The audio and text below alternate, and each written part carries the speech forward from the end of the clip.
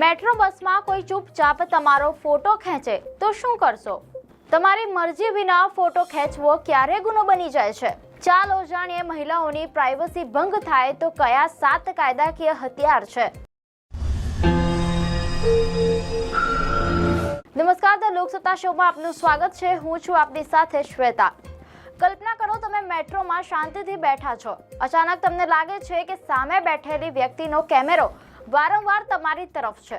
તમે ધ્યાનથી જુઓ છો અને તમને શંકા થાય છે કે કદાચ તમારો ચૂપચાપ ફોટો લેવામાં આવી રહ્યો છે. હવે સવાલ એ છે કે શું માત્ર ફોટો ખેંચી લેવો ગુનો છે? શું તમે સામેની વ્યક્તિને તેનો ફોન ચેક કરવા માટે કહી શકો? જો ફોટો સોશિયલ મીડિયા પર વાયરલ થઈ જાય તો શું કરશો? અને સૌથી મોટો સવાલ, મહિલાઓ પાસે આવી સ્થિતિમાં કયા 7 કાનૂની હથિયાર છે? આજે આ સમગ્ર મામલો કાયદાની નજરે સમજીએ. 15 ઓગસ્ટની મોડી રાત્રે દિલ્હી મેટ્રોમાં એક ઘટના સામે આવી. મીડિયા અહેવાલ અનુસાર આરોપ એક CISF ASI પર લાગ્યો. એક મહિલા મુસાફરે આરોપ મૂક્યો છે કે મેટ્રો કોચમાં તેમની સંમતિ વિના તેમની તસવીરો લેવામાં આવી રહી હતી. મુસાફરોને શંકા જતા અધિકારીના ફોનની ગેલેરી બતાવવાની માંગ કરવામાં આવી હતી. કથિત રીતે ગેલેરીમાં તસવીરો જોવા મળ્યા બાદ મેટ્રોમાં હોબાળો મચ્યો. પોલીસ સૂત્રોના જણાવ્યા અનુસાર લગભગ 12:40 વાગ્યે PCR કોલ કરવામાં આવ્યો હતો. મહિલાએ પોલીસમાં ઔપચારિક ફરિયાદ નોંધાવી ન હતી, પરંતુ મામલો CISF સુધી પહોંચ્યો. ત્યારબાદ CISFએ સંબંધિત કર્મચારીને સસ્પેન્ડ કરીને તપાસના આદેશ આપ્યા. આ ઘટના એક મોટો સવાલ છોડી જાય છે. જાહેર સ્થળે કોઈ મહિલાનો તેની મરજી વિના ફોટો ખેંચે તો કાયદો શું કહે છે? સૌથી પહેલા વાત આવે છે સુરક્ષાની. દર્શક મિત્રો, આવી સ્થિતિમાં સૌથી પહેલી ભૂલ એ ન કરવી કે તમે એકલા આરોપી સાથે ઝઘડો શરૂ કરી દો. જો તમને લાગે કે કોઈ વ્યક્તિ ચૂપચાપ તમારો ફોટો કે વિડીયોઝ બનાવી રહી છે તો આસપાસના લોકોને જાણ કરો. મેટ્રોમાં હોવ તો મેટ્રો સ્ટાફ અથવા CISFની મદદ લો. તાત્કાલિક જોખમ હોય તો પોલીસનો સંપર્ક કરો. દિલ્હીમાં ઇમરજન્સી માટે 112 અને મહિલાઓની મદદ માટે 1091 ઉપલબ્ધ છે. મેટ્રો સંબંધિત ફરિયાદ માટે CISF અને DMRCની હેલ્પલાઇનનો પણ ઉપયોગ કરી શકાય છે. પરંતુ અહીં બીજું એક કામ ખૂબ જ મહત્વપૂર્ણ છે. એ છે પુરાવા સુરક્ષિત કરવા.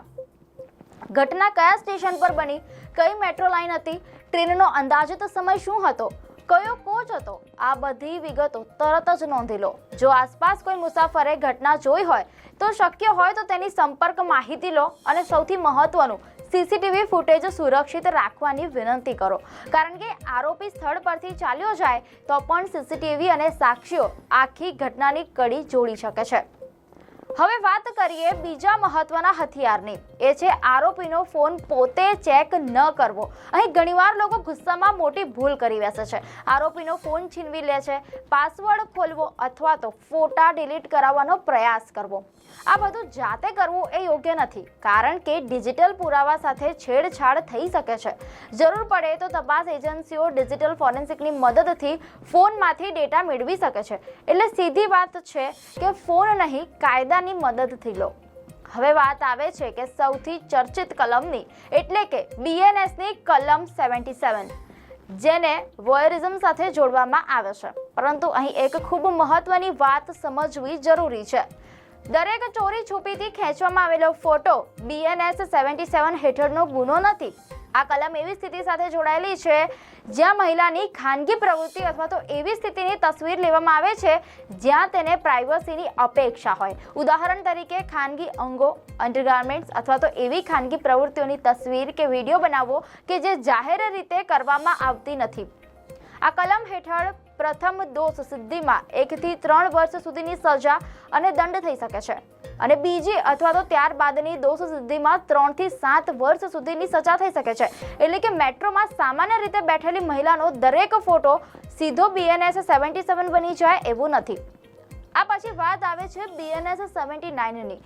જો કોઈ વ્યક્તિ મહિલાની શાલીનતાનું અપમાન કરવાના ઈરાદાથી શબ્દો, ઇશારા અથવા તો કોઈ હરકત કરે અથવા તો તેની પ્રાઇવસીમાં અનધિકૃત રીતે દખલ કરે તો આ કલમ સંબંધિત બની શકે છે. આમાં 3 વર્ષ સુધીની સાદી કેદ અને દંડની જોગવાઈ છે. એટલે મામલો એ માત્ર ફોટો લીધો કે નહીં એટલો જ નથી, ફોટો પાછળનો ઈરાદો અને પરિસ્થિતિ પણ મહત્વપૂર્ણ છે. દર્શક મિત્રો, હવે 5મા હથિયારની વાત કરીએ. જો ફોટો કે વિડીયો બનાવવાની સાથે મહિલાને યૌન રીતે હેરાન કરવામાં આવે તો BNS 75 સંબંધિત બની શકે છે. અને જો કોઈ વ્યક્તિ મહિલાનો સતત પીછો કરે, તેની ઓનલાઈન પ્રવૃત્તિઓને મોનિટર કરે અથવા તો વારંવાર સંપર્ક કરવાનો પ્રયાસ કરે તો પરિસ્થિતિ પ્રમાણે BNS 78 એટલે કે સ્ટોકિંગ પણ લાગુ થઈ શકે છે. જો મામલો આગળ વધીને શારીરિક બળ અથવા તો મારપીટ સુધી પહોંચી જાય તો BNS 74 પણ સંબંધિત બની શકે છે. એટલે કે એક નાનો લાગતો કેમેરાનો ઈશારો જો સતત હેરાનગતિમાં બદલાય તો કાયદાકીય મામલો ગંભીર બની શકે છે. દર્શક મિત્રો, હવે વાત કરીએ છઠ્ઠા હથિયારની એટલે કે IT એક્ટની કલમ 66E ની. જો કોઈ વ્યક્તિ તમારી ખાનગી અથવા અંતરંગ તસવીર તમારી સંમતિ વિના કેપ્ચર કરે, શેર કરે, ટ્રાન્સમિટ કરે અથવા તો પ્રકાશિત કરે તો IT એક્ટની કલમ 66E પણ સંબંધિત બની શકે છે. આ કલમ હેઠળ 3 વર્ષ સુધીની જેલ અથવા તો 2 લાખ રૂપિયા સુધીનો દંડ અથવા તો બંને થઈ શકે છે. અને જો તસવીર કે વિડીયો સોશિયલ મીડિયા પર અપલોડ થઈ ગયો હોય તો એક પણ વસ્તુ ડિલીટ કરશો નહીં. સ્ક્રીનશોટ લો, પ્રોફાઇલનું નામ સાચવો, URL સાચવો અને તારીખ તથા સમય નોંધી લો. ત્યારબાદ આ પુરાવાને પોલીસ અથવા તો સાયબર ક્રાઇમ યુનિટને આપો. દર્શક મિત્રો, હવે સાતમું અને ખૂબ જ મહત્વનું હથિયાર એ છે ઝીરો FIR. ઘણી મહિલાઓને લાગે છે કે ફરિયાદ કરવા માટે ઘટનાના સ્થળના જ પોલીસ સ્ટેશનમાં જવું પડશે, પરંતુ નવા ક્રિમિનલ કાયદા હેઠળ ઝીરો FIR ની વ્યવસ્થા છે. એટલે કે યોગ્ય પરિસ્થિતિમાં ઘટના જ્યાં બની હોય ત્યાં જ નહીં પરંતુ અન્ય પોલીસ સ્ટેશનમાં પણ ફરિયાદ નોંધાવવાની પ્રક્રિયા શરૂ કરી શકાય છે. ઇલેક્ટ્રોનિક કમ્યુનિકેશન દ્વારા પણ ઘટનાની જાણ કરવાની વ્યવસ્થા છે. એટલે કે મારું પોલીસ સ્ટેશન નથી એમ કહીને ફરિયાદ અટકાવવી જરૂરી નથી. હવે મેટ્રો સિવાય બસ અને એરપોર્ટની વાત કરીએ. બસમાં કોઈ ચૂપચાપ તમારો ફોટો ખેંચે તો ડ્રાઈવર અથવા તો કંડક્ટરને તરત જ જાણ કરો. આસપાસના મુસાફરોની મદદ લો.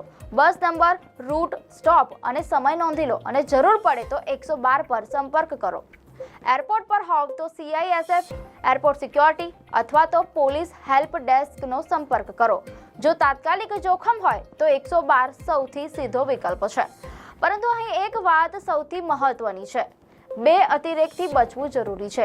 એક તરફ એવું ન માનવું કે જાહેર સ્થળ છે એટલે કોઈ પણ વ્યક્તિ કોઈનો પણ ફોટો લઈ શકે અને બીજી તરફ એવું પણ ન માનવું કે મારી મરજી વિના ફોટો લેવાયો એટલે દરેક વખતે ચોક્કસ એક જ કલમ લાગશે. કાયદો દરેક કેસની પરિસ્થિતિને જુએ છે. ફોટો ક્યાં લેવાયો, શું દેખાય છે, ઇરાદો શું હતો અને શું સતત હેરાનગતિ થઈ, શું પ્રાઇવસીનો ભંગ થયો, શું ફોટો આગળ શેર થયો, આ તમામ બાબતો મહત્વપૂર્ણ બની શકે છે. તો આગલી વખતે મેટ્રો, બસ, એરપોર્ટ કે કોઈ જાહેર સ્થળે તમને લાગે કે કોઈ વ્યક્તિ ચૂપચાપ તમારો ફોટો કે વિડીયો બનાવી રહી છે તો ડરશો નહીં, એકલા ઝઘડશો નહીં.